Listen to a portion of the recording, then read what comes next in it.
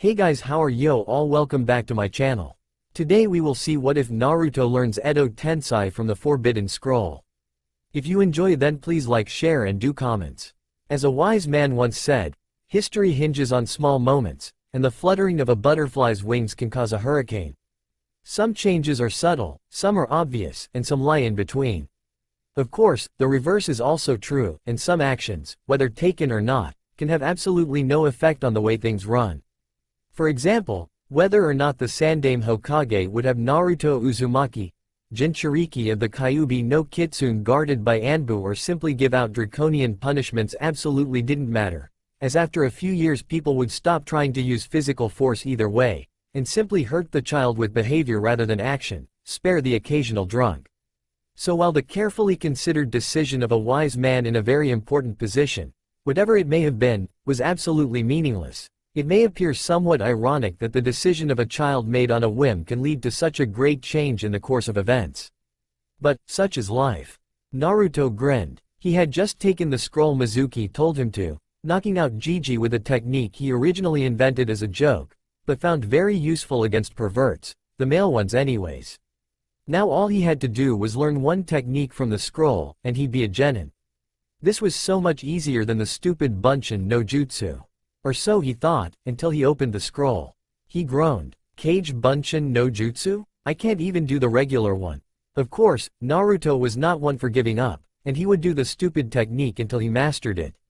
Just as he was about to start learning the jutsu that according to fate's design was to become his signature move, Naruto proved why he was called unpredictable, as he looked at the scroll again. Wait, Mizuki-sensei said one technique, and the scroll is pretty big. Let's see if there's something easier in there. Naruto wasn't a quitter, but even Iruka-sensei, who was the nicest of the teachers, had noted that perhaps Naruto simply didn't have a talent for clone techniques, and would do better with other ones, as he for example was a master at the henge. So Naruto opened the scroll further, looking for something that appealed to him. And just as he was about to give up and learn the Kage Bunshin, he found one that was different from all others. Hey, someone scribbled on the scroll. I hope they don't blame it on me. Naruto muttered to himself, before realizing that whoever had done this hadn't simply scribbled, but seemingly corrected and improved. Really, a technique that someone had actually put so much effort into had to be good. And it apparently wasn't a very complicated one either, as there were next to no hand signs involved. Reading over the instructions, it was not a simple jutsu, but rather one that was activated with a sealing array and a single hand sign. While Gigi had once told him that sealing was a really difficult art, looking over the instructions it looked really simple to Naruto. All he needed was a blank scroll, something he usually carried around with him to be able to quickly write down any ideas for pranks that he might get, and to copy them down. Of course, that was only the basic condition, but the scroll said that the rest was pretty much automatic, and all one needed were the two ingredients. Surely just knowing it would count as having learned it, right? So Naruto started to copy the seal, and finding it surprisingly easy, copied down everything else that was written about that technique in a different scroll, both the original notes and all the stuff that someone had added before making a second, though technically it was the third, scroll with the original version in it. Then he rolled the scroll back up, carefully reread everything, and tried to memorize the sealing arrays. Iruka was in a panic. What on earth had ridden Naruto to steal the Forbidden Scroll? Half the village was on their feet looking for him, and Iruka had little doubt that if they found him first, Naruto would be in a lot more than simple trouble. A good number of them would use lethal force, and as big of a troublemaker as Naruto was, the boy was neither deserving nor prepared to receive such a punishment. Also, Naruto was not the type to go traitor. This was probably all just a stupid prank the boy had come up with. Of course, the boy was also very good at hiding, so the odds that he would be found immediately was slim to none. So what Iruka had to do was stop running around like a headless chicken, but use his head. That had been the way he always caught the blonde, after all. Stop thinking like a shinobi, and remember your days as a prankster. Naruto probably thinks this a joke, so he won't be too far away from Konoha. Now, if I took something and wanted to lay low for a while all others run around looking, and keep them looking for a while, where would I go? A number of locations came to mind, all depending on whether Naruto wanted to watch the chaos, or just hide. Knowing Naruto, the former was more likely, so he'd go down his mental list from the spot with the greatest view over the village to the most hidden location. Unseen to Iruka, another man was hot on his tail. Mizuki, who had spent nearly an hour for cursing himself for being stupid enough to not designate a spot for Naruto to hand the scroll over, had decided that since Iruka seemed to have a magical gift for finding the blonde brat, he'd simply tail the Chunin instructor, letting his old friend lead him to his target. The plan had to be altered slightly, but it was still well on track. He cracked a grin. Soon he would deliver the forbidden scroll to Orochimaru-sama, and be rewarded greatly for his service. Naruto grinned. It wasn't quite as much as he thought he'd be able to do, but he managed to more or less memorize the modified version, the array for some reason easily taking hold in his mind. He was still a bit shaky on the original array, but a few more minutes should have him memorize both. A rustling was heard, and Iruka landed in front of Naruto. The blonde boy jumped up. "Ha, Iruka-sensei, I found you," he called out. Iruka's brow twitched. "I found you, idiot," he called out, preparing to chew the boy out, when Naruto grinned. "Sensei, I learned one jutsu from the scroll. I even memorized the array. Do I pass?" Iruka blinked. "Jutsu? Array? What was the boy talking about?" "Naruto, what do you mean?" Naruto blinked. "Huh? The hidden genin exam, of course. Mizuki-sensei said that if I learned a technique from the scroll, I'd be a genin." Iruka blinked. Why would Mizuki tell such nonsense? Unless... His eyes widened at the sound of steel cutting the air. There was too little time, either he dodged, or... Without thinking, Iruka pushed Naruto aside, taking multiple kunai in the boy's stead. Mizuki appeared, grinning. "Good job, you managed to find him. I knew I could count on you, Iruka. Now Naruto, give me that scroll." Iruka pulled one of the blades out of his flesh. "Naruto, don't. That scroll holds forbidden jutsu sealed away by the Hokages. He mustn't get it." Mizuki's face twitched, before an evil smile spread on it. "Hey Naruto, want me to tell you why everyone hates you?" Naruto blinked. Why they hate me? He had asked himself that question countless times. Iruka's eyes widened. "No Mizuki, that's forbidden." Mizuki laughed. 12 years ago, the Kyuubi attacked. At that time, a law was made. Naruto blinked. "A law?" Mizuki nodded. "Yes. A law that said that nobody was allowed to reveal that Naruto Uzumaki is the Kyuubi no Kitsune." Other words were spoken, but Naruto didn't hear them. His eyes were wide, and he felt oddly detached from the world.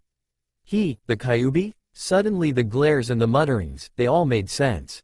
But wait, what about the thing Gigi had given him, Naruto's greatest treasure? Was that a lie too? He only woke from his shock when he saw Iruka above him, one of Mizuki's giant shuriken embedded in his back. The man tried to comfort him, he cried for him, he knew how loneliness felt. He said run, and Naruto ran. Naruto sat behind a tree. He had just witnessed Iruka tricking Mizuki, and said man was pissed. "Why do you struggle? You can't win. Naruto is just like me, with the scroll, we could finally do whatever we want." "Yes," Iruka replied, and Naruto felt his darkest fears confirmed. Before Iruka continued, "That's what the fox would do." "But Naruto's not the fox. He's one of my excellent students." Naruto felt tears run down his face. Finally, there was someone that acknowledged him. Mizuki growled. "Originally I planned to leave you live for a while longer, as a tribute to our friendship, but I just changed my mind." "Die!" He charged at the downed teacher, his giant shuriken spinning like a buzz saw. Suddenly he was knocked away, sent flying by an orange blur. "Don't touch Iruka-sensei, or I'll kill you." Mizuki spat out a bit of blood. "Try it, demon," he called, before throwing a kunai at Naruto. The blonde tilted his head, letting the blade fly by, only spin in shock when he heard steel-piercing flesh. The kunai had hit Iruka in the arm. "What's wrong?" the white-haired traitor mocked. "I thought you were going to kill me now?" Naruto rushed at him. Mizuki preparing to give him a single devastating blow, when Naruto did something unexpected. Instead of simply rushing at Mizuki, Naruto kicked the dirt before him, throwing dust into his eyes. The fact that Mizuki had lowered his body slightly to be able to better counter the child's attack made the attack even more effective, as the blinded man stumbled back, blindly lashing out in front of him. Naruto pulled out 2 kunai, ducked under the blows, jumped low, flying through Mizuki's legs, and rammed the blades into the back of Mizuki's knees. The traitor screamed in pain as he dropped to the ground, his legs too damaged to carry him.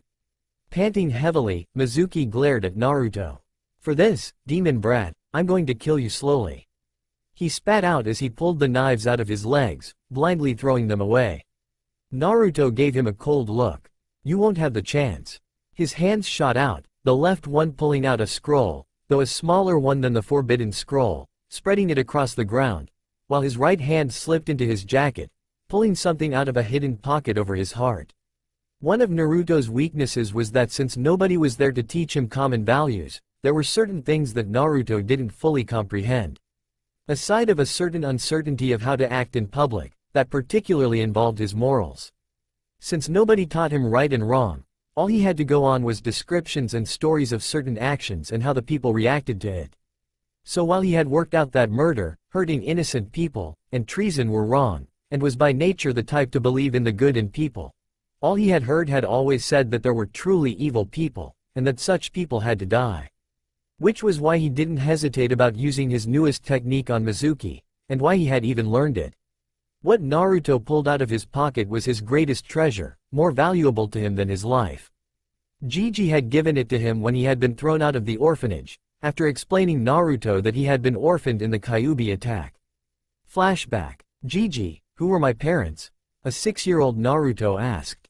Sarutobi sighed. They were good people, Naruto, and they loved you very much, never doubt that. But they died in the Kyuubi attack, protecting you and the entire village from the demon's wrath. So they were shinobi? Naruto asked. Sarutobi nodded. Yes, very good ones. They were very strong, which sadly also means they made many enemies. Naruto, the reason I can't tell you their names is because the fewer people know, the less the chance that any of those enemies finds out and tries to kill you in vengeance. Naruto blinked. That Gigi knew his parents' names, but didn't tell him hurt more than he could have imagined. Gigi, is there really nothing I can have of them? Sarutobi knew how much the boy craved family, and how much his decline would hurt him. Then he remembered something. Actually, there just might. He began digging through different shelves, before pulling out a small box, handing it to Naruto. When the boy opened it, he found a lock of red hair. What's this, Gigi? Sarutobi smiled. That, Naruto, is a lock of your mother's hair. Well, considering her hair was straight, lock might not be a completely fitting term, but it gets the message across. Naruto looked at the hair, carefully stroking it like it could crumble to dust if he wasn't careful. My mother's. He hugged it close to his chest, tears in his eyes.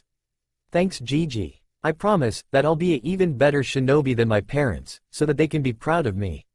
Sarutobi smiled as he watched the boy run off. I'm sure they're already very proud of you, Naruto. He muttered to himself. End of flashback. I really hope that Gigi told the truth. Naruto thought as he slammed the red hairs on the seal and made a single hand sign.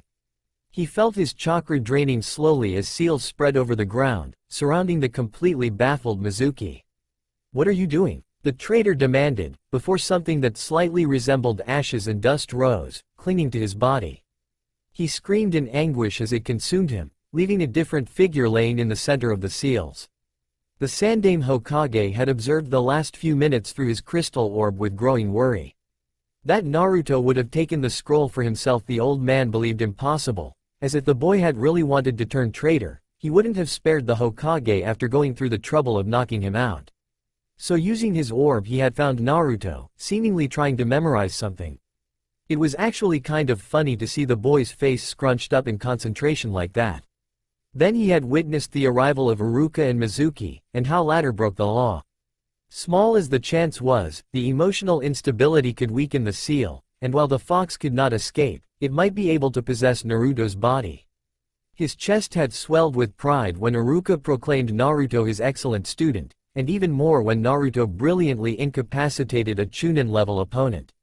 For this alone, Sarutobi could justify a promotion to Genin, especially if one considered that the reason that Naruto had failed was due to the fact that he simply had too much chakra for a jutsu as weak as the Bunshin, and would likely do great once his teacher gave him a better clone technique. Then, from one moment to the next, he groaned in almost physical pain as he saw what Naruto did. Oh Naruto, he muttered to himself, of all the jutsu in the scroll, why did you have to learn that one? Naruto grinned, only slightly winded from the exercise. Edotensei, success, he muttered, before looking at the figure that he had summoned. Now the truth would be revealed, and Naruto prayed with all his heart that Gigi had told the truth. A moan pulled Naruto's concentration back to current events. "Oh, where am I?" An obviously female voice asked, as the figure, still a bit disoriented, rose to her feet. It was a woman with long red hair. Her skin was a bit pale, and there were what looked like cracks on a few spots of her skin, but she was very pretty. Naruto gulped. He knew that the next seconds could break his heart, and was honestly afraid of what would happen. Was this really his mother? If so, did she really love him as much as Gigi said, or had the old man simply wanted to comfort him? Mom? He asked, his voice trembling. Iruka's eyes widened as he heard Naruto's word. That was impossible. There was no way. His eyes landed on the forbidden scroll on Naruto's back. Naruto, he asked himself, just what did you do? The woman turned around and looked at him, confused. Suddenly her eyes widened. Naruto? Kushina blinked. The last thing she remembered was dying on Kyuubi's claw, with the knowledge that her son was safe, and the beast that she had in the end failed to keep imprisoned would again be locked away where it couldn't hurt anyone. So she was more than surprised to find herself on hard earth in a forest. For a second she thought she was in heaven, before faint echoes of what could be memories of sorts came to her and told her that it wasn't the case, and that the afterlife was different. It wasn't more than an odd hunch, but she was fairly sure that she was on the mark. She usually was. Mom? Came a voice from behind. She turned around, and saw a wounded Konoha shinobi that looked faintly familiar, and a boy in an orange jumpsuit with sun-kissed blonde hair, blue eyes and whisker like birthmarks. He looks like a chibi Minato with a rounder face. Kushina thought to herself, the shape of his face actually reminding her of her own when she was young, which had temporarily brought her the nickname, Tomato, until a brutal beating made them change it into, the bloody habanero. And the whisker-like marks reminded her of those she had seen on her own. No way. Naruto? She asked. The boy's eyes widened, he was seemingly unable to speak. Are you Naruto, my Sochi? Kushina asked again. The boy still stared, before he threw himself at her, hugging her and wetting her stomach with his tears. Kushina could occasionally make out the word, Mom. Almost awkwardly, she patted the boy's head. How could he be so old? He looked to be around 12. Then she noticed that her hand was grayish, and seemed to have a few cracks.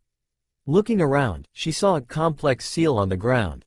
While there were too many to analyze them with a glance, she slowly gained a suspicion, which hardened when she noticed the forbidden scroll on her Sochi's back. Naruto, what's going on? Naruto looked up at her, and realized she was looking at her hand. Well, I kinda summoned you here, Mom. Kushina blinked, her suspicion confirmed. She could only hope that the injured man leaning on the tree wasn't meant to be the sacrifice to call Naruto's father. Her voice was deadly serious. Naruto, who did you sacrifice to call me?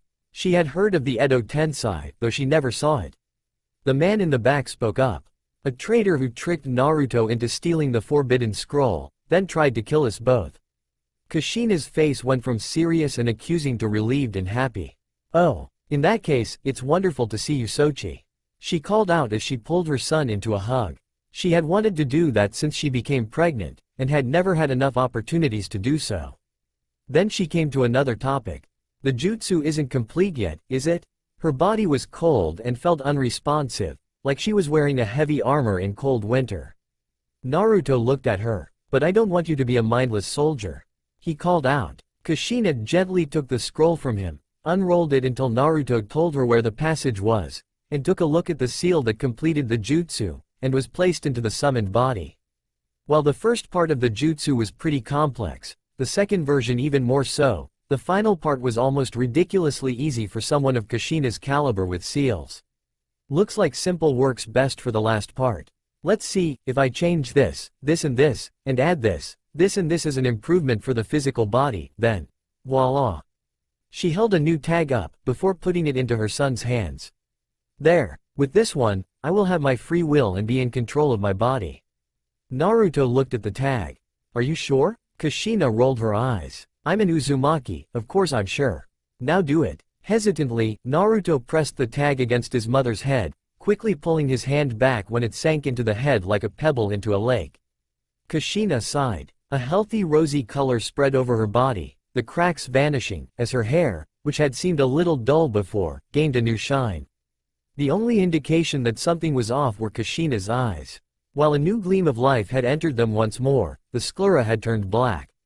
Kushina smiled. Ah, much better. The man, who had looked at the scene in what laid somewhere between worry, confusion, and happiness for his secretly favored student, spoke up.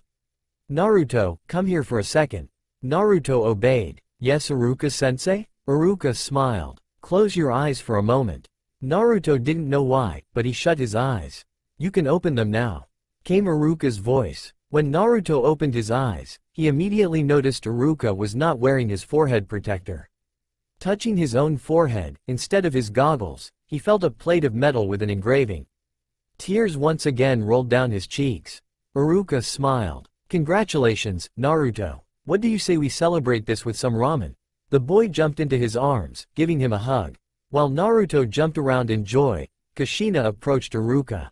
So, you're not going to give him trouble about learning a forbidden technique of questionable moral integrity?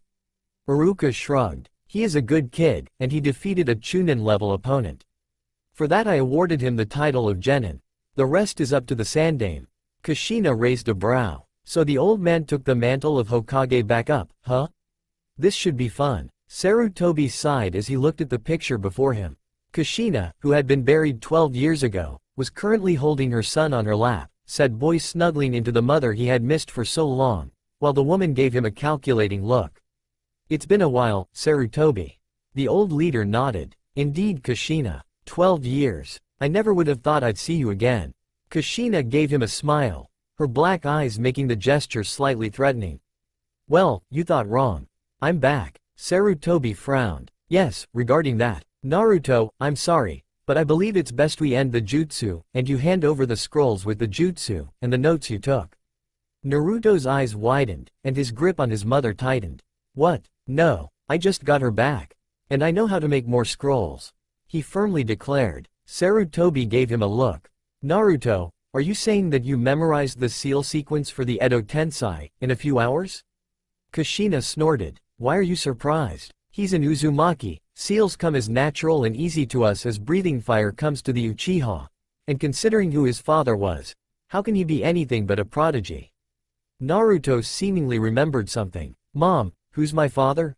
Kushina stared at him, completely baffled.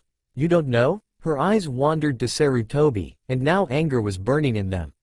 He doesn't know? She demanded. Sarutobi sighed. With all the enemies you two made, I thought it safer that he doesn't know. He can't brag with secrets he doesn't know, which in turn reduces the risk of the information leaking to enemies. Kushina frowned. I see your point, but now I'm back, and I'll protect him. Also, I'll give him some of the training he seems to lack. She nodded to herself, satisfied with the decision. Sarutobi shook his head. I'm sorry Kushina, but it's for the best that you return. The dead should rest in peace, and that jutsu is too dangerous. Kushina's eyes narrowed. Are you suggesting to erase it from Naruto's mind? Sarutobi shrugged sadly. Kushina, you have to understand, that jutsu was sealed away for a very good reason. Kushina growled. Sarutobi, you will get to Naruto only after you send me back to the afterlife, and honestly, I don't think you can. Do remember, I'm not just a shinobi, I'm a seal mistress. Sarutobi sighed deeply. He knew that in a normal fight, he would beat Kushina 99 out of 100 times, but now, things were slightly different. She would not tire, nor would she be bothered by any injury for more than a few seconds, and a real seal master generally didn't need more than one hit to end a fight. It seemed that for now, he'd have to back down. On the bright side, Naruto was an honest and honorable child, and if Sarutobi got him to promise not to use the jutsu again, then the boy would keep that promise. Still, it was a headache. Naruto, of all the jutsu in the scroll, why did you pick that one? He asked. Naruto looked at him, relaxing more now that the tension had passed. Well, it caught my eye because someone else had made corrections after it was written down. I thought that it might be a hint which one I was supposed to learn, and that if someone went to the trouble to improve it, it had to be a good jutsu. Sarutobi stared at Naruto, for the first few seconds not understanding what the boy was saying. Then he grabbed the forbidden scroll, practically tore it open, and looked for the edotensei. When he saw the corrections, the color left his face. Oh no. Naruto blinked. What's wrong, Gigi? Sarutobi's fingers trailed the lines of the kanji and kana that made up the corrections. I'd recognize that handwriting anywhere. Orochimaru, one of the greatest traders in the history of Konoha since Uchiha Madara, and one of my students. That he knows the edotensei, to the point that he actually improved it. His eyes widened in horror as he realized something. Orochimaru had experimented with the Shodai's DNA, hoping to create Mokuton soldiers. And while the only survivor of those experiments was loyal to Konoha, for him to have the ability to do such experiments, Orochimaru would need the DNA of the Shodai. And since he and his brother were laid to rest at the same place, then Orochimaru could possibly summon the first two Hokage. A sly smile spread on Kushina's face. Looks like circumstances just changed, didn't they? A traitor, in possession of a technique that allows him to call back the departed. I can hear the gears turning in your head, Sarutobi, and softened up or not, you are a good leader. The situation may have demanded that the jutsu must be kept hidden if there is only one user, but with the enemy already having it, you're not willing to let them have a monopoly that will allow him to throw Konoha's own men against their comrades. Without knowing it, Kushina had hit an even bigger nerve than she could have guessed, as the image of the first two Hokage attacking the village they gave their life for flashed before Sarutobi's eyes. Finally, he seemed to collapse into his chair. You win, Kushina. Naruto can keep the jutsu, on the condition that he never sacrifices an innocent for it, and uses it wisely. That means carefully and sparingly. He added, knowing that Kushina's definition of wisely may be very different from his own. Kushina triumphed. I've missed 12 years of my son's life, no chance I'm just leaving now. I want to know my baby. On that note, how are Makoto and Hikari? Sarutobi blinked, before nodding. Oh yes, you don't know. I'm sorry to tell you this, but they're both dead. Kushina stared in shock. Dead? How? The three of us wear the strongest kunoichi since Tsunade. How did they die? Sarutobi sighed. Hyuga Hikari succumbed to a disease shortly after giving birth to her second daughter, Hanabi. Uchiha Makoto died, together with the rest of her clan sans Sasuke, in the Uchiha massacre that Uchiha Itachi caused. Kushina turned slack. Hikari, she muttered, lost in thoughts. Makoto. I don't know how, but I know that her death is Fugaku's fault. If only. She trailed off. Sarutobi felt a pang of worry. Kushina, what are you planning? Kushina looked up. Who, me? Nothing. Either way, I'll bring Naruto home. He told me the address. She got up, picked up Naruto, who had fallen asleep, and walked away. Sarutobi suddenly realized something. Kushina, that's not a good. But she was already gone. Sarutobi winced. He knew that once Kushina saw the apartment, she would be furious. But right now, he sent out a message, stating that the teams would be decided not tomorrow, but next week, as there were too many things Sarutobi had to do right now. Kushina was right. He was a good leader, and knew when morals had to be sacrificed for the greater good, namely the lives of those entrusted to him. There was work to be done. Kushina's brow twitched as she looked at the apartment. From the outside the place was a dump, trash everywhere, filthy walls on which graffiti and mold were locked in a merciless struggle for dominance. She found the only door that wasn't halfway rotted, and opened it. The inside was better, but not by much. Naruto apparently kept the place clean enough, neither mold nor dirt here, though the bare walls still didn't raise a homey atmosphere. That's it, we're leaving. She muttered, before turning on the shower, half amazed that it actually worked, and muttered, Mizu Bunshin no Jutsu. Three Kushinas stepped out of the shower, and began packing up everything, while the original carried Naruto to his new home, her old one. When Naruto opened his eyes, he found himself in an unfamiliar room. It was nicer than all rooms he'd ever been in, the bed unbelievably soft, but he was still worried. Where was he? Carefully sneaking through the house, which was almost as large as the entire apartment complex, he tried to find out where he was. He heard a sound coming from a room, and carefully peeked around the corner, and looked into his mother's face. Good morning, sleepyhead. Your place was a dump, so I took you here. I must say, the seals me and your father put up did a great job at keeping away dust and dirt. Naruto blinked. Oh, okay. Then he remembered something. Mom, you still didn't tell me who Dad was. Maybe I can call him back too? I mean, if we find a really bad person? Kushina gave him a sad smile. Sadly no, I analyzed the array while you were asleep, and I'm afraid it only calls souls from the normal afterlife. Your father used a jutsu that sent his soul elsewhere, so the edotensei can't call him here. And I thought about what Sarutobi said, and in one point, he's sadly right. Your father made many enemies, and right now, you're not ready to face them. I'll tell you soon, promise.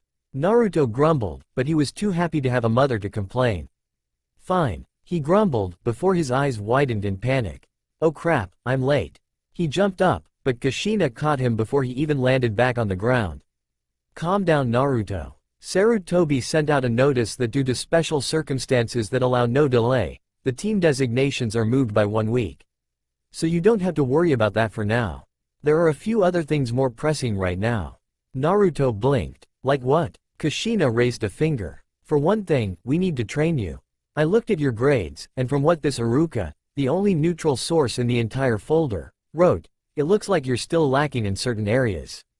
Personally, I can work on your basic fitness, Kenjutsu, though I'm not an expert, and on Fuinjutsu. There are a few other people I want to call for the rest. Which brings us to the second matter. She grabbed into a drawer, a characteristic cloud of smoke showing something was being unsealed, and put it into Naruto's hand. He looked at it. It was a ring, only that it seemed to have 3 accessories hanging from it, namely 3 strands of hair as thick as his pinky, 1 raven, 1 black with a bluish hue, and 1 red. There was a small metal wrapping which kept the hairs together, and connected them to the ring, and on each one was a small engraving. A spiral on the red hair, while the black ones were marked with a fan and what looked like a full moon. What is this? Naruto asked. Kushina smiled. That is a ring of friendship. Only 3 exist in the entire world, since they were made with the hair of the 3 friends it was for. It should be enough DNA for the edotensei. The red hair is mine, by the way. Naruto blinked. You want me to call back your friends? He asked. Kushina nodded. Yes. Hikari is a taijutsu expert like no other, and the only one that might know more ninjutsu than Mikoto is the Sandame. They can help you in aspects of your training that I'm not very good at. And I want to see them again. Naruto nodded, the explanation making perfect sense to his young mind. But I can't just call them back, I don't want to use it on innocents. Kushina smiled happily and took Naruto to a large, empty room, with the exception of 2 tattered men in prison clothing in front of Naruto's feet, each of them an open scroll placed before them. I thought you might say that, so I borrowed these 2 from Konoha's prison and prepared 2 edotensei scrolls. I put them there myself, so I know who they are. This one, she gave the left body a kick, is a bloodthirsty psychopath who murdered his own comrades, so he's as evil as they come. Naruto nodded. And the other one? Kushina's smile turned frighteningly cheerful. Who? He's trash, the lowest type of scum that crawls this world. She waited a moment, before adding, he's a serial rapist. Naruto blinked. Oh. Then he walked to the scrolls, placed the hair on them, and formed the hand sign, before a thought hit him. Mom, if you can make more scrolls, couldn't you have just called them back yourself? Kushina nodded. I probably could have, but it wouldn't feel right. You worked hard to learn this jutsu, so it's only fair you be the one to use it. I will merely work on a perfect version. Naruto tilted his head. So the technique is incomplete? Kushina smiled. Oh, it's as complete as anyone would manage to do it. You have to respect Orochimaru for his work, and the Naidame even more, for making it, but there was no way that a jutsu like this could be completed just with the living. Naruto's face spoke his confusion. What do you mean? Kushina shrugged. I'm not sure myself, but something changed after I was brought back. Even though I can't remember anything, I was in the afterlife, and this experience seems to have done something to me. I can work seals on a different perspective now, and while some more seal masters like me would be nice to perfect it, as a deceased one, I can at the very least work out the basics of the half no living human could really understand, the connection from afterlife to life. But that's in the future, could you now call them? I'm itching for a reunion. Naruto nodded, and sent his chakra into the scrolls. The seals spread, and the 2 criminals screamed through the silencing seals as their bodies were changed. Kushina handed Naruto 2 of the free will tags, and as soon as the bodies had finished forming, Naruto placed them into the 2 resurrected women's heads. The first woman had a slender build, her raven hair openly falling down her back. Her eyes looked like black marbles. It took a second look to spot the black iris. She was wearing what one could describe as normal, casual clothes. The second woman had her bluish-black hair bound together a few inches before the tips, which gave it a more orderly look. She was wearing a white kimono, and her eyes, which in life had been the typical Hyuga white, had shifted in color to black. Also, her body was much more curvy, her bust probably uncomfortably tight in a DD cup bra, something only visible since the kimono was on too loose, as if the wearer had spent a longer time in bed. The woman reflexively corrected the garb's fit, which almost completely hid her figure. The two women looked around in confusion, before they spotted Kushina. They threw themselves at her. "Kushi-chan," the Hyuga exclaimed, while the other woman went for "I thought I'd never see you again." After a few minutes of banter, Kushina explained to her two friends what had happened. The two women nodded, before looking at Naruto. "So this is your son?" Makoto asked. Kushina nodded. "Yup, that's Naruto." Hikari looked at him, before pulling him into a hug. "Kawaii," she exclaimed while pressing a squirming Naruto into her bosom until he started to turn blue. The other two women shook their heads at their friend's antics. It looked like the future would be quite amusing. They could hardly wait to see the world once more. After Hikari was done cuddling Naruto, Makoto returning from the bathroom she had retreated to for some odd reason, and a large reunion celebration that lasted until evening, a more serious issue finally arose. Makoto knew that her family was next to extinct, but not how bad the damage really was. Naruto sighed. Everyone knew about the Uchiha massacre, whether they wanted to or not. It had been discussed too often to not know of it, being the only talk in town for over 2 months. So he felt it was his job to answer the question, since from the 4 people in the room, he was the only one who had been present, read alive, in its aftermath. "Well, Makoto Ni-chan, I heard that the clan was killed down to the last member." He quoted the mutterings of 2 women he had eavesdropped on, except for one. "Sasuke Uchiha. He is, or was, in my class. A jerk, always acting like he's so far above everyone else, a real asshole. No offense," Naruto quickly added when he realized that it was Sasuke's mother he was complaining to. Now he actually felt kinda bad. You don't go to a guy's mother to complain, that's just low. Makoto frowned. And Itachi? She knew why her boy had done what he did, which was the reason she had made no attempt to fight back. She could have probably fought him off, as even out of practice and with Itachi using the Mangekyo, the boy had next to no experience with it. He was a prodigy, but he was simply not in her old league, at least not when the massacre occurred. Now it might be a different story, as long as the boy hadn't committed seppuku in grief. Naruto shrugged. He was listed as an S-class missing nin. Didn't hear anything since, though I think it would be the talk of town for a while if someone had cashed in the bounty. They talked about the massacre for months. Makoto nodded, relieved that her son had not ended his life. She still loved both her children dearly, no matter what they did. It was just part of being a mother. Now Hikari looked up. "And what about my kids? Are Hinata and Hanabi alright?" Naruto scratched his head. "Don't really know much about the Hyuga. Sorry Hikari Ni-chan. Most have a really big stick shoved up their asses, and I steer clear of them. They don't like my pranks very much.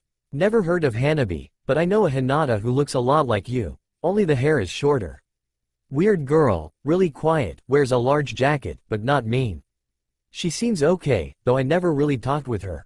Hikari frowned, but the boy didn't seem to be lying, and he was probably still in the girls have cooties phase of his life.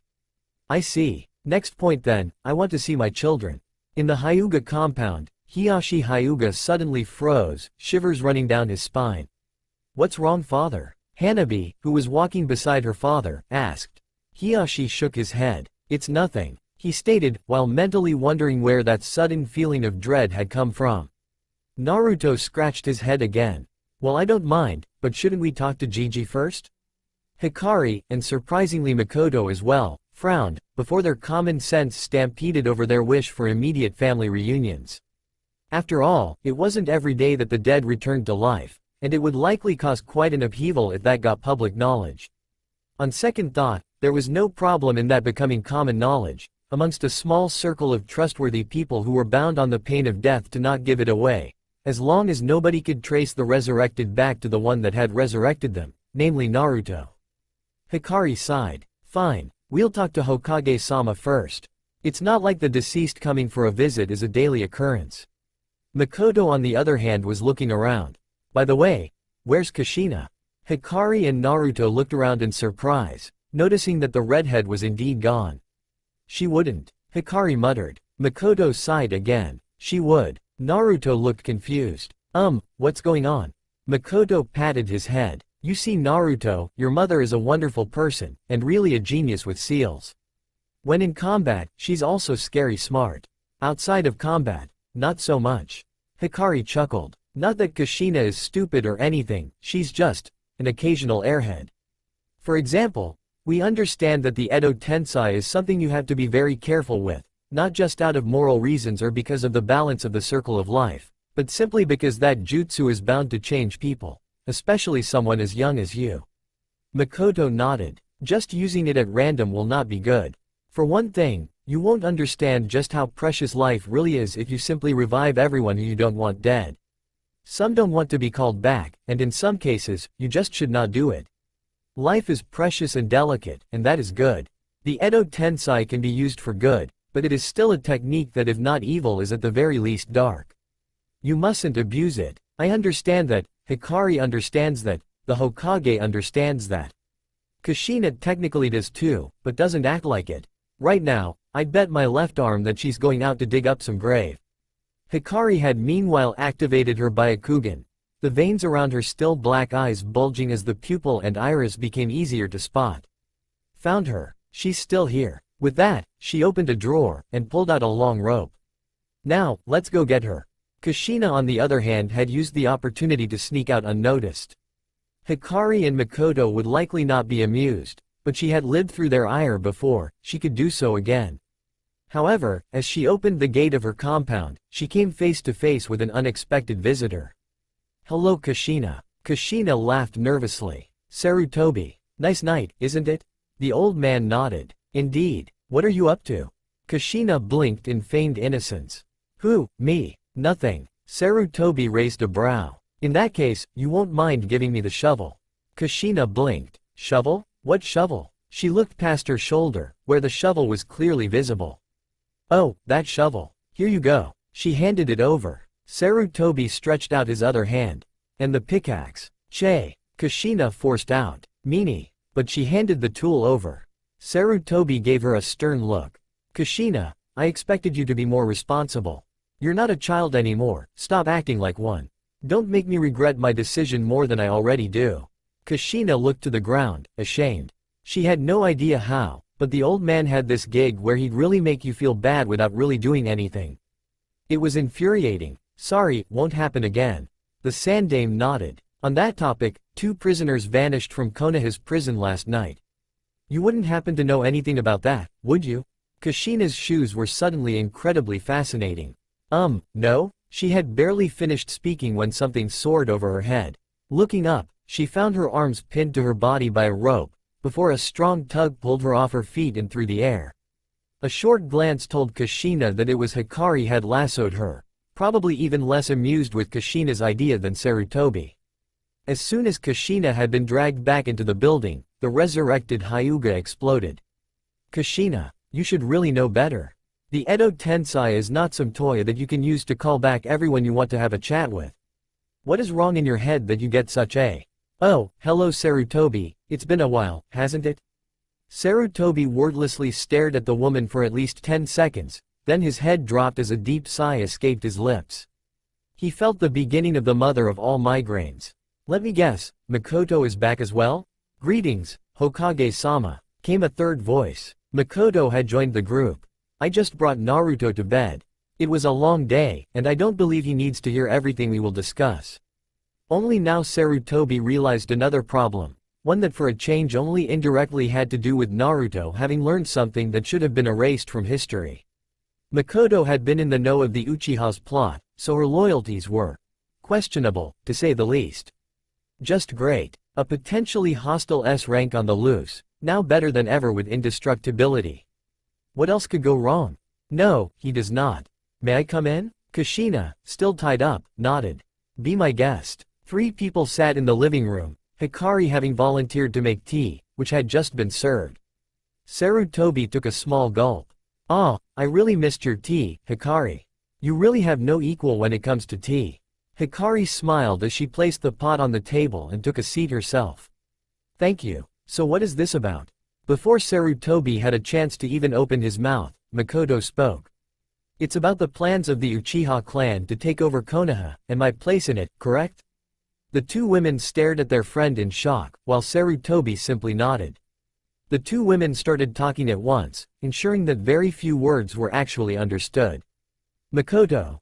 Not serious, why would you? Some kind of joke?" Makoto raised her hand for silence, then looked at her friends with pleading eyes, tears rolling down her face. "Kushina, Hikari. I know you're upset for me, and with good reason, but please, try to understand. Kushina been dead for 4 years, then Hikari passed away. I just didn't have the strength left to protest Fugaku's actions. I just didn't care anymore." Hikari and Kushina exchanged looks. While it may sound odd, it was actually pretty plausible. Makoto was a withdrawn person, and only really opened to very few people. On the other hand, she really hung her heart on those she did trust, so losing her closest friends could crush her. Sarutobi looked at her. "So you're saying that you became a nihilist after their deaths?" Makoto shrugged. "That sounds about right. On a different topic, was my son's rampage ordered, or was it just a lucky break for Konoha that Itachi decided to stop the coup in its tracks?" Sarutobi stiffened. "What makes you think that Itachi's actions had anything to do with the coup?" Makoto raised a brow in a "do you think I'm an idiot" expression. "Let's see. For one thing, the fact that you know about the coup is suspicious. Of course that Itachi said, and I quote, 'I'm sorry, but I cannot allow your scheme to go on before killing me' is a pretty obvious giveaway, so as Kushina would say, cut the bullshit." Sarutobi considered keeping the act up, but quickly realized that nobody was buying it, so honesty it was. "Fine, what I'm about to tell you is an sulfur monosulfide ranked secret. Yes, Itachi was and still is loyal to Konoha, and the Uchiha massacre was ordered.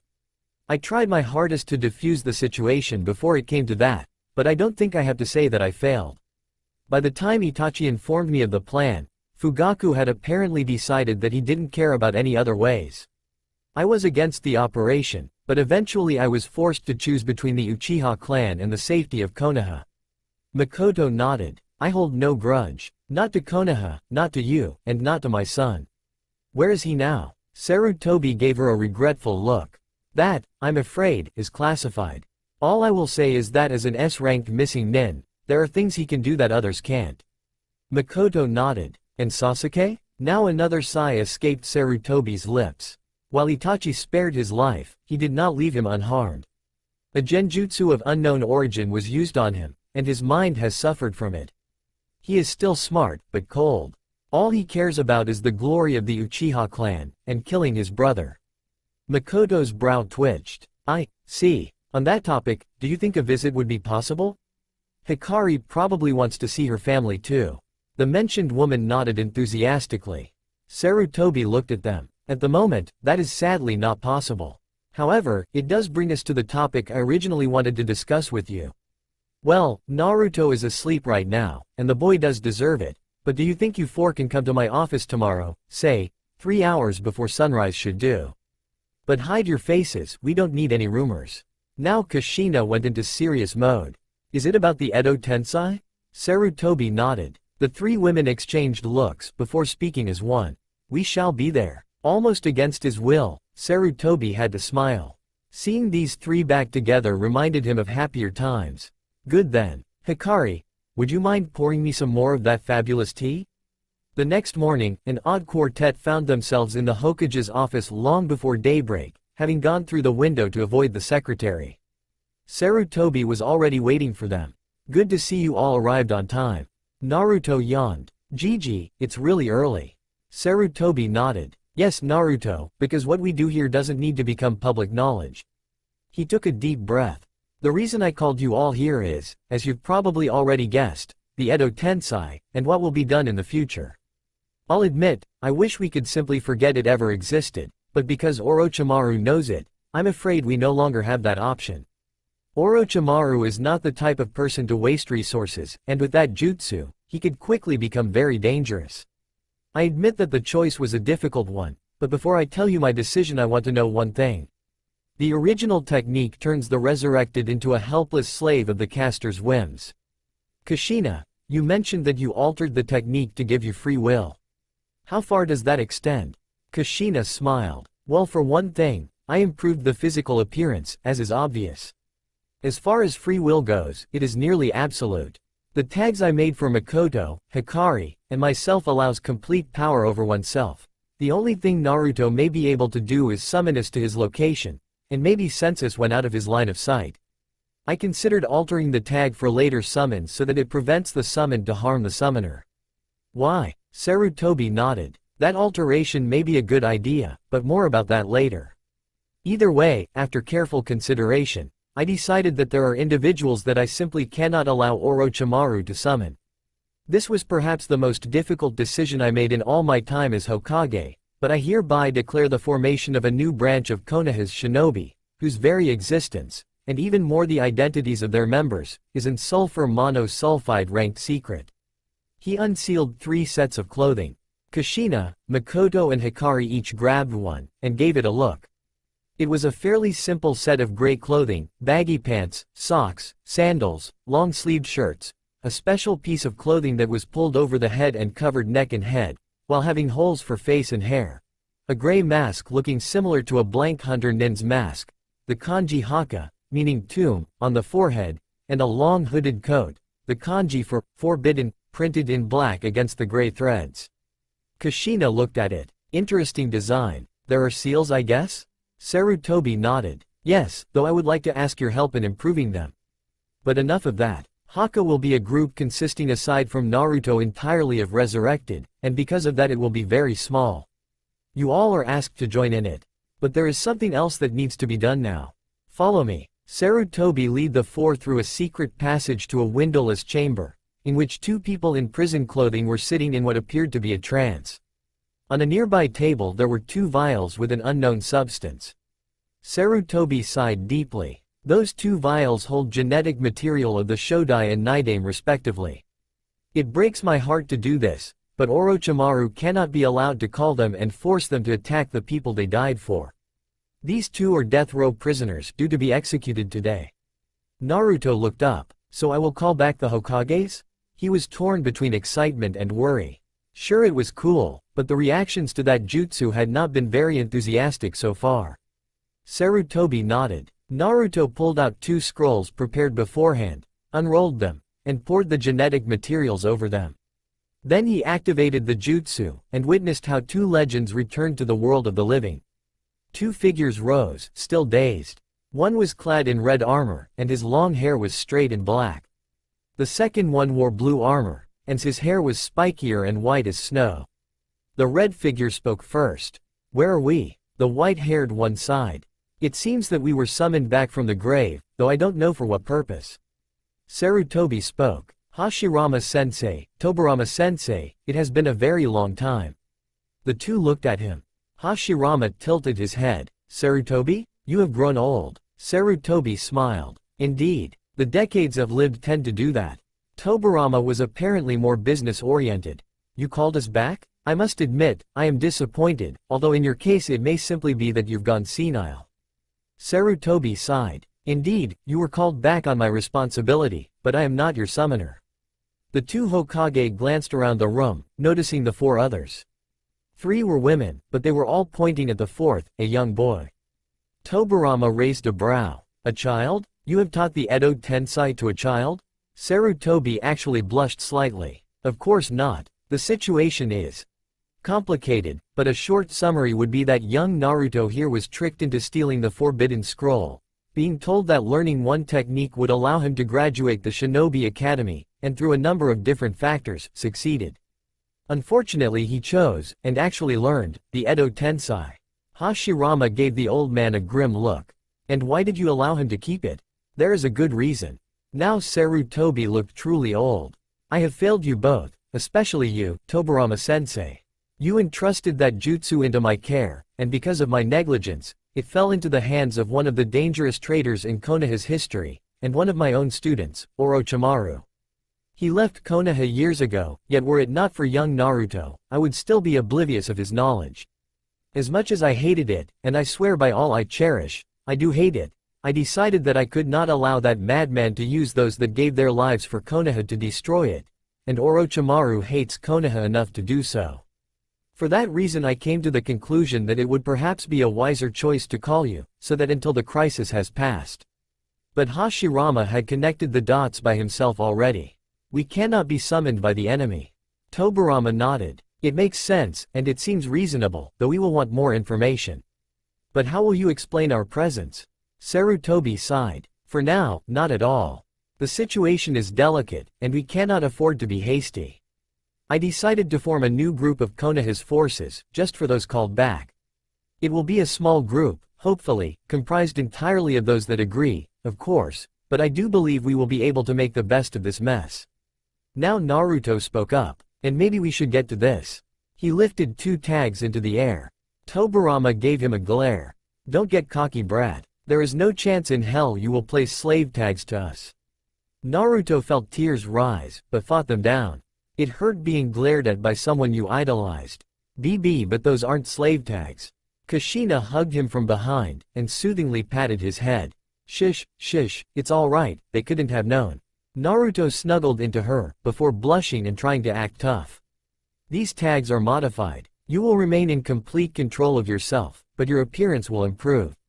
You'll look just like when you were alive, except for the black scleras. The 2 Hokage gave Sarutobi a questioning look, and he nodded. Tobirama lowered his head first, and Naruto carefully placed the tag. A healthy color spread over the Senju's body. Hashirama looked at him, and his brother nodded. It works. I feel better than before, and my body is under my control. Hashirama lowered his head, and a few seconds later, the brothers looked like they had never even heard of death. Sarutobi looked at them. So, I assume you two agree to help? The 2 Hokages shared a glance before nodding. Tobirama gave a rueful grin. In a way, this entire mess is indirectly my fault, so the least I can do is help sort this mess out. Hashirama nodded. I also offer my help. Now that this issue is over, what exactly will we do? Sarutobi shrugged. I must admit, the details aren't all ironed out yet, but you will be a group similar to Black Ops. You answer only to myself, and as it will likely be unavoidable, your summoner. Tobirama hit his brother in the ribs. Won't this be strange, taking orders from little Sarutobi? Hashirama nodded sagely. Sarutobi had to chuckle, but tried to go on regardless. You will do high-risk missions and in some cases, like yours, Tobirama-sensei, work on the edotensei, in hopes of finding a counter. And a perfected version, Kushina added. When she noticed all eyes on her, she cleared her throat, and added, just for academic purposes. And who is she? Hashirama asked. Sarutobi sighed deeply. Since we reached this point, perhaps I should just give you both the whole story. Let's see, it began. Hashirama sighed. So to put it shortly, this boy was fooled into stealing the scroll, and of all the techniques there, he chose the edotensei, using the one who tricked him to call back his mother, the last of the Uzumaki clan, who in turn used the technique to call back her best friends, an Uchiha and a Hyuga.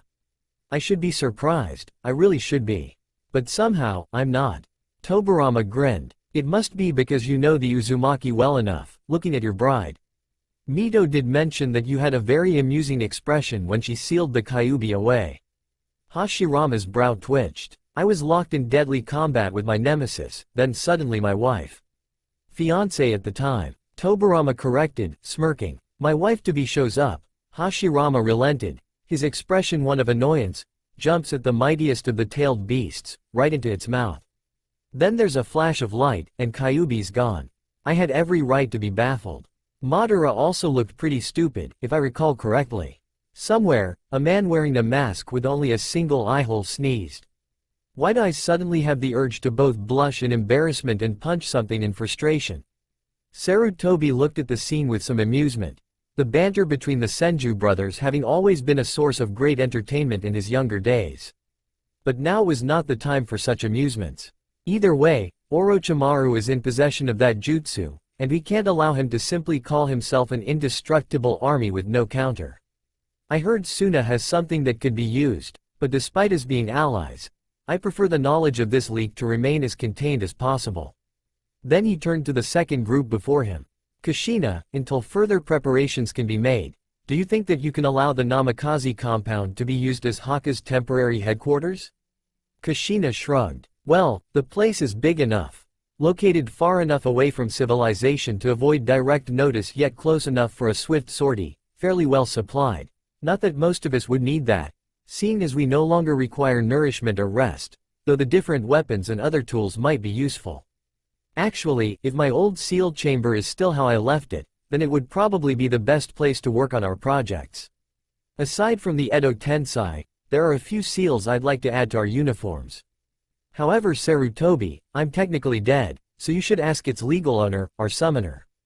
Sarutobi rolled his eyes. Well then, Naruto, do you mind if your new home becomes Haka's temporary headquarters? Just until we can organize a more suitable location. Naruto smiled happily. I don't mind. The more, the merrier, right? For a child who grew up completely alone, staying not only with his mother and the other nice women, but also two of his idols was like a dream come true. Sarutobi nodded. Then it's decided. I'll inform you if anything new comes up, but for now you all have to get out of here before someone sees you. The others nodded and turned to leave when Sarutobi paused. Oh, and Naruto. Don't forget your team placings are in 6 days. Despite the unusual circumstances, you're still a genin, and the team is a fundamental part of Konoha's shinobi system. I believe your mother will agree on the importance of a team, isn't that right, Kushina? The redhead glanced to her two best friends, who glanced back. They all smiled and nodded, before heading back to the compound, their new headquarters. Alright Naruto, I want to see where you stand in taijutsu, so we'll be having a small spar. Don't worry, I won't hurt you, you can't hurt me. Hikari explained. They were back in the compound, on the training field. Kushina had informed the others of how Naruto's learning was sabotaged, before retreating into the sealed chamber with Tobirama, locked in a fierce debate about seals, and what should and shouldn't be added to their uniforms. As one of the greatest taijutsu masters in the history of the elemental continent, being one of the few Hyuga that had looked beyond their own Jukin, Hikari volunteered to test Naruto's capabilities in her field of expertise. She came with low expectations, but even so, she leaned back slightly to avoid a sloppy kick, and when Naruto reared his fist for a punch, she caught the even sloppier hook and sent Naruto flipping through the air, gently catching him before he hit the ground. That's enough. She considered cuddling him a while more, but the situation was serious. Perhaps another time. She set him down. Naruto, be honest. You're self-taught, and your training partner was a log, am I right? Naruto blushed, but nodded. Nobody explained anything, and those I sparred with always beat me. I tried to copy what they did. Hikari sighed. As I thought. Naruto, I'll be honest. You need a lot of work. She was tempted to be blunt and say his taijutsu was miserable, leaning towards abysmal, but she didn't want to hurt the little guy's feelings too badly. She'd bring him down gently. Your body doesn't know what it's doing half the time, and you are broadcasting every attack. Your movements are wasteful, and you're not putting your body's weight into your punches and kicks. We really have a lot of work to do. Now Makoto will test you. Then his girls will sit down and make a schedule that'll help you get strong in no time, alright? Naruto, who had shrank together under the, in his eyes, harsh judgment, smiled brightly and ran towards the waiting Uchiha, unaware of the frown appearing on the resurrected Hyuga's face. He can take a lot of punishment and his stamina is through the roof, but the rest. I have my work cut out for me. After Makoto sent Naruto in for lunch, she, Hikari, and Kushina, who had finally stopped pestering the Nidaime, sat together. Kushina looked at her friends. Give it to me straight, how bad is it? Hikari spoke first. Bad. It looks like he learned most of his taijutsu on his own, and what little was taught is obviously taught wrong. I have to start all over with him, and have to make him and his body forget the wrong movements. He's a tough little fella, and he has barrels of stamina, but that's pretty much all he has. He's at best a brawler instead of a real fighter. Kushina grimaced, and looked at her other friend. Makoto? The former Uchiha matriarch shrugged. Well, compared to what I gathered, Naruto's not quite as far behind as in taijutsu. His chakra control is abysmal, and that's putting it nicely, and the only jutsu he knows are the kawarimi and the henge, but from what I gathered that's not much less than any first-generation shinobi knows. He can't do the bunshin, but I think that's just because he's always overloading the technique. To say something nice, his chakra is through the roof. Probably because he's a Jinchuriki, but in my opinion, that makes chakra control even more important. Kushina nodded. I don't want to get him started on Fuinjutsu before he's at least decent in the other departments, so you two will be his main trainers for the time, if you're okay with that. How much do you think you can do in the 6 days until the team placements? Hikari shrugged helplessly. I'm not a witch, Kushina. I can't have Naruto unlearn and relearn all his taijutsu in a week. I can give him some pointers, get rid of the most glaring flaws maybe, but I'd need much more time to turn him into a proper fighter. Especially since we first had to find out just what he's good at. No good teaching him something he might not be fast or flexible enough for, or something that doesn't use all his strengths. Makoto tapped her chin. Well, as for me, before I can teach him much, his chakra control needs to improve. If I get him started on tree walking now, he'll probably be making his first steps on water before he leaves for the teams. I also want to see if he has any elemental affinities yet, and teach him a different clone technique. With how much we have to do, I'm half considering teaching him the Kage Bunshin, just so he can keep up. It was meant as a joke, but Kushina tapped her chin. You know, that's really not such a bad idea. Thanks to the furball he has more than enough chakra, and unless he tries to have his clones read an entire library, then dispel at once, the mental overflow shouldn't be a problem, as the information pools before returning to the user, during which too similar information is discarded. That's the only way you can make more than 5 and not end up a veggie. Makoto rolled her eyes. Yes, Kushina, I know. Unlike you, I'm actually able to use that jutsu, remember? Kushina blew her cheeks. Meanie, it's not my fault my chakra is too dense for most regular jutsu. I can't help that ninjutsu and genjutsu blow up in my face when I try them, limiting me to fuinjutsu, taijutsu, and the bit of kenjutsu I picked up. Her voice had pitched, becoming an angry squeal towards the end, her disability with regular jutsu, which practically always ended with her coughing up smoke from the obligatory explosion when it overloaded, being a very sore spot. Yes, Hikari cheerfully chimed in. Instead it's so dense that you can actually use it not only to bind energy constructs like enemy jutsu and biju, but you can even form it and then use it as a physical tool, which was supposed to be impossible. Remember Hiashi's face when you made a shield from chakra and he hit it face first because he didn't know that it was solid? Against her will, Kushina had to laugh, joining her two friends in their amusement over the Hyuga clan's head. Hiashi's completely gobsmacked expression, complemented by his broken nose, which had made his face look like a pancake, had indeed been a hilarious sight. Making fun of the husbands had become almost a ritual amongst the three, though of course each woman was only allowed to bring up stories about her own husband. After all, it was not as if they wished to provoke each other. After wiping the laugh tears away, Kushina looked at her friends. It's good to be together again. I missed you too. Ah, Hikari cooed, deeply touched. She had always been the most sentimental one of the three. We love you too, Kushi-chan. Makoto simply nodded, enjoying the sight of her two best friends, which she had had to watch be buried, now back and joking. Two of the people she had loved more than life itself had been returned to her, and she was more than willing to help the one who made it possible out. Agreed. And Kushina, you win. I'll teach Naruto the Kage Bunshin, then train chakra control with them while Hikari whips the real him into shape. Kushina pumped her fist into the air. Databane, my son will be great in no time. Hikari and Makoto exchanged glances before they chuckled. You still say that word, Kushi-chan? Hikari asked. Kushina blinked, then she reddened. Shut up, she called out, before mumbling, I can't help it. Makoto laughed. We know Kushi, we know. We're just messing with you. Now let's get your little boy up to an acceptable level, alright? Naruto tiredly fell into his bed. His day had been exhausting, even if it really hadn't been all that much.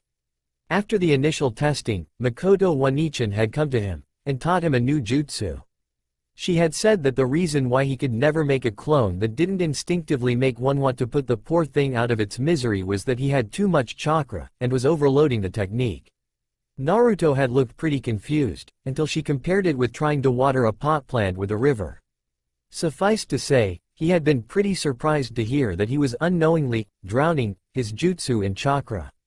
She had then given him a different clone technique, one that she claimed would be useful in his training, then promised him to teach something cool once Naruto managed to learn this technique, seeing that Naruto had not looked happy with having to go over clones, his worst subject.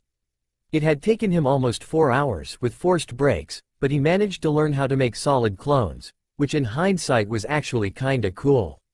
He could do pranks while giving himself an alibi that not even Iruka-sensei would be able to crack, which was a great idea. Then again, Iruka-sensei was a shinobi, so he probably knew that solid clones existed. Rats. Still, after he'd learned it, Makoto Wanichan had told him what the Kage Bunshin were good for, what could be done with them and what should not be done with them, after which she took 50 clones and, as Naruto learned after they dispelled, drilled them in chakra control, the leaf floating exercise, to be precise, while Hikari Wanichan had called him over, and gave him simple instructions on how to throw a punch or kick to give maximum damage with minimal effort, after which she had showed him a few more basics that according to her, he should have learned back at the academy. It hadn't really been that much, but Naruto felt completely winded after the day's training was complete. Still, it had been a happy day for Naruto. He had people that cared for him, that helped him train, and that acknowledged and accepted him the way he was. He had a family. The door opened, and Kushina stepped in, smiling. "Hey Sochi, I heard you had an exciting day." She sat down on his bed, and tucked him in. Naruto grinned. Makoto Nichan and Hikari Nichan said I was doing really well. Hikari Wanichan is a little strict, though. Kushina's laugh turned slightly nervous as she remembered the Hyuga's reaction to some of her pranks, and how she would mercilessly drill the bloody habanero after she did something Hikari perceived as stupid. Well, that's Hikari-chan. She can be like that, but she really does care. She just wants you to be as strong as possible before the teams are announced. Just think what faces your classmates would make when they see you beat the best. Naruto's grin widened as he imagined effortlessly beating Sasuke. That'd be really cool. Arrogant Teme. Kushina shook her head in amusement. Now, let's not get hasty, it'll still take some time. It's not just a matter of who trains you, but also how much training you have. You can't expect to get better than people that trained for years in just a week, a little more time is needed. Then she pumped her fist. But my son will be the greatest, Dadaban cough, never mind. Good night Naruto. Naruto smiled happily. Good night, Mom. She lowered her head and kissed his forehead. Sweet dreams, Sochi. She turned away, fighting back tears. This was the first time she had the chance to tuck her child in. She finally had her son back, she could really be with him. In life, she had had only minutes with her child, but now, even if 12 years had passed, she could finally be a real mother. None of her friends had to make do with even close to as little time with their children, and she would be damned if she'd let anything stop her. Naruto groggily opened his eyes. Where was he? It was dark and damp, though a little bit of illumination came from everywhere and nowhere, just enough to see. This looked just like a sewer, but how did he get here? He looked at the tunnel in front of him. Something seemed to call him, an invisible force tugging at his mind to make him go that way. Unsure, but with no real alternatives, Naruto obeyed the call, landing in a large chamber. Its most defining feature was definitely the gigantic gate, held shut by what looked like a single tag of paper. Suddenly an eye, larger than Naruto, opened, a slitted pupil focusing on Naruto, surrounded by a crimson iris. You came. Good. The light increased, and Naruto found himself facing a giant fox. Kyuubi. He muttered. Correct. The fox replied. Naruto took a calming breath. What do you want? And where are we? We are inside your mind. Kyuubi calmly replied. As for why you're here, I wish to talk to you. Naruto gulped. Alright, about what? Kyuubi grinned. A proposition. Naruto's eyes narrowed. What could you possibly want with me? Kyuubi nodded. You're right, of course, as a human you have little to offer me. You are weak, and even if you wanted to you could not let me out. However, just recently, something changed. You changed from the despicable prison to a very interesting potential asset. Naruto thought about what the fox could mean, then his eyes snapped open. The edotensei, he whispered. The fox grinned, revealing rows of razor-sharp fangs. Yes, an impossibility. Mere humans stepping on God's terrain. To bring back something that by divine will was to be irreversibly lost.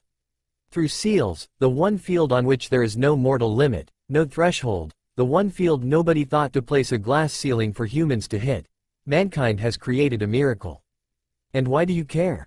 Naruto asked nervously. Was he really pissing off gods? Because I hate. Kyuubi replied. There are many things I hate. The Sage of the Six Paths. Madara Uchiha. Hashirama Senju. Mito Uzumaki. Minato Namikaze. The Toads. Kushina Uzumaki. But more than anything else, I hate the Shinigami. He stole over 2/3 of my power, and claimed the Namikaze's soul in return, a violation of his own laws and rights. The Shikifuin, the contract with the Shinigami, works on a simple basis. A soul for a soul. He did not take my soul, merely my power. When I was sealed, he had nothing to do with it. By the ancient laws, he should have let the Namikaze go, or at least send him to the pure world, and return my power to me. But he didn't, breaking ancient law. However, by doing so, he himself banished himself for at least 100 years. For those 100 years, he may only appear when summoned, and only act as the contract permits, attack the user's target, and nothing else. He cannot prevent any misuse into his domain, death, nor is he permitted to later punish for any offense done in that time frame. In other words, even though that jutsu of yours throws the circle of life and death into chaos, all he can do is watch and fix the damage. His hands are tied, he can't stop what's making the damage, nor can he reverse what's done. He cannot touch you, otherwise he would have crushed you the moment you called back that accursed woman, who was my previous prison. You see, he has stolen from me, so I will ensure that he suffers for it. Naruto gulped. And my part in this? Kyuubi smiled almost fondly. You Naruto, are the key of my vengeance. Through you I will make him suffer. All I ask is that you call back many, many souls. I don't even care for what, and in return, I will give you what all other Jinchuriki can only dream of, my full support. Kyuubi seemed lost in thought for a moment, then it grinned. In fact, I'll sweeten the deal even more for you. Close by are the remains of 2 of my most loyal servants. I will give you command over them. Naruto bit his lip. It sounded tempting, but the possibility of an angry god after him did not sound too enticing. And the Shinigami will just sit back and take it? Kyuubi smiled. He has no other choice. The realm of the living is Kami's domain. The only power he has here is what she grants him. The pure world is in Yami's control, he also means little there. All the Shinigami has dominion over are those who belong to him by contract. He is not the power of the afterlife, he is merely the guardian of death, the flow between the worlds. You could say he is in charge of the road the dead must walk to reach their destination, but that's it.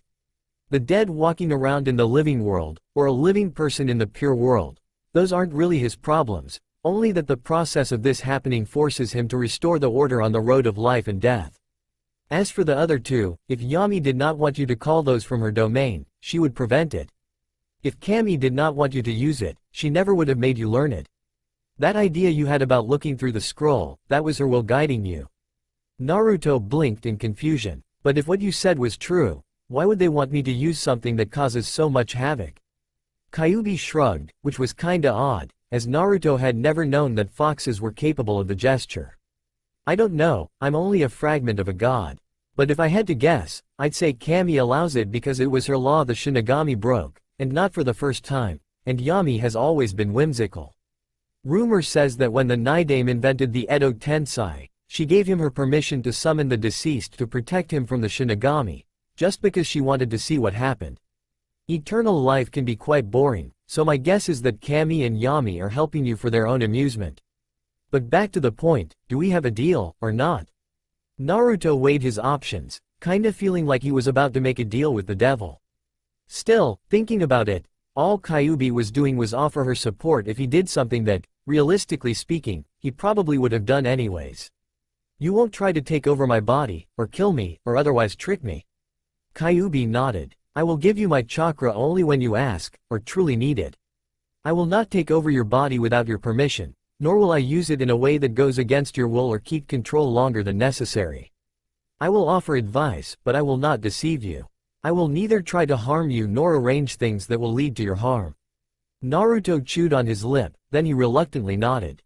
Fine, under those conditions I agree. Kyuubi grinned evilly. Excellent. Then let us make that accursed god wail in despair. We will hear from each other again soon, however, as agreed. I will give you the location of my servant's mortal remains. But now, it is time for you to wake. The world blurred, and the last thing her heard was the fox's laughter of sadistic glee. Naruto. Naruto, wake up, came a calm voice. Huh? 5 more mumble minutes. The groggy boy muttered, turning to go back to sleep. Hikari's brow twitched. Once. Then a sickeningly sweet smile spread on it. She had experience with situations like these. Kushina was just as bad. No, now, she declared sweetly as with a single tug she pulled off the sheets, actually sending Naruto flying through the air while spinning like a top, before the blonde boy landed safely on the mattress. I'm up, he shouted frantically, noticing a bucket of water standing suspiciously close to his bed. Hikari nodded. Good, there are some stuff about Haka that must be discussed now.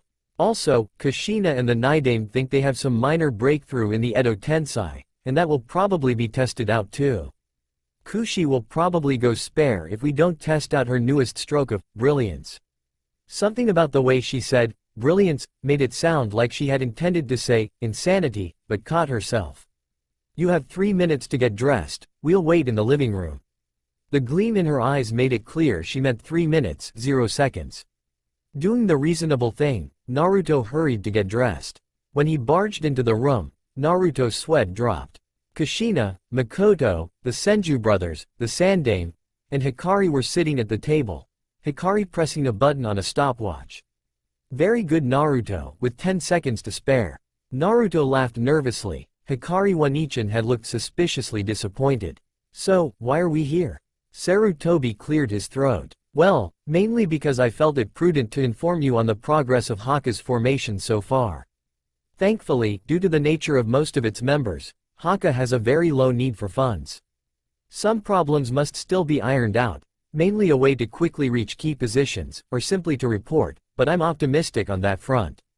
While Konoha is far from poor, circumstances make it nearly impossible to inconspicuously transfer larger amounts without reason, but I believe that Haka's income will be more than sufficient with the rewards from the missions they complete. It's standard in Anbu missions that the identity of those who accomplished them is kept secret, even from other Anbu members, and that the rewards are also given directly to ensure that they're untraceable, so filing Haka's missions under that clause will be no problem. Also, on the topic of new members, I've made a few inquiries, and thanks to the hospital we do have genetic material of all active shinobi, so in the case of a fatality amongst specific willing assets, recruitment would be possible.